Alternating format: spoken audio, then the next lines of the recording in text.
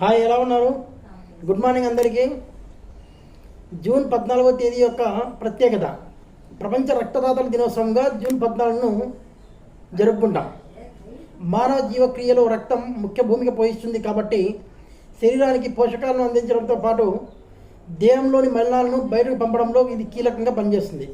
తెలియని వ్యక్తుల కోసం తమ రక్తాన్ని దానం చేసే వారిని గౌరవించి వారికి కృతజ్ఞతలు తెలిపే ఉద్దేశంతో ఏటా జూన్ 14వ తేదీన ప్రపంచ రక్తదాతల దినోత్సవంగా జరుపుకుంటాం. వరల్డ్ బ్లడ్ డోనర్ డేగా అంటాం. అంతేకాదు ఈరోజు రక్త వర్గాలను కనుగొన్న శాస్త్రవేత్త ల్యాండ్ స్టీనర్ జయంతి కూడా. జాతీయ అంశాల విషయానికి వస్తే భారత నూతన సైన్యాధిపతిగా లెఫ్టినెంట్ జనరల్ ధీరజ్ సేథ్ నియమితులయ్యారు.